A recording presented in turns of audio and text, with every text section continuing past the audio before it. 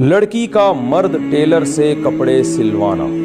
اگر ایک لڑکی ایک مرد ٹیلر کے پاس جا کر اس سے کپڑے سلواتی ہے تو اس کے بارے میں کیا احکامات ہیں؟ بھائی یہ بڑی غیرت اور حیا کے خلاف ہے۔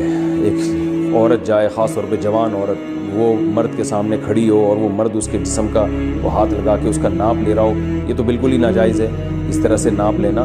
اور اگر وہ اپنے کپڑے بھیج دیتی ہیں کہ بھئی اس ناپ کے کپڑے بنا دو، تو حرام تو نہیں ہے، لیکن بہرحال غیرت اور حمیت کے خلاف ہے، عورت کی حیا کے خلاف ہے کہ وہ اس جو ہے نا کسی مرد کو اتنا فری کرا لے کہ اس کو جو ہے نا پورے جسم کا ناپ اس کو دے دے۔ یہ بہرحال میں نہیں کہہ رہا حرام و حلال سے اس کا تعلق نہیں ہے۔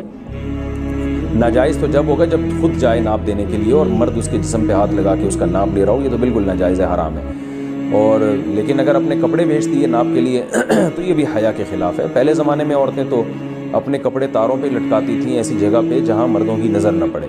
کوئی مہمان گھر میں آتا تھا ڈرائنگ روم میں تو فوراً اپنے کپڑے وہاں سے ہٹاتی تھی، اور آج بھی ہیں الحمدللہ ایسی حیا والی عورتیں، اپنے کپڑے ہٹاتی تھی بھائی کسی غیر مرد کی ہمارے کپڑوں پہ نظر نہ پڑے۔ یہ سب حیا کے مسائل ہیں، تو حیا ہوگی تو بات سمجھ میں آئے گی، نہیں ہوگی تو پھر بات سمجھانا اونٹ کو رکشے میں بٹھانے سے زیادہ مشکل کام ہے۔ تو اس کا حلال و حرام سے تعلق نہیں ہے، حیا سے تعلق ہے۔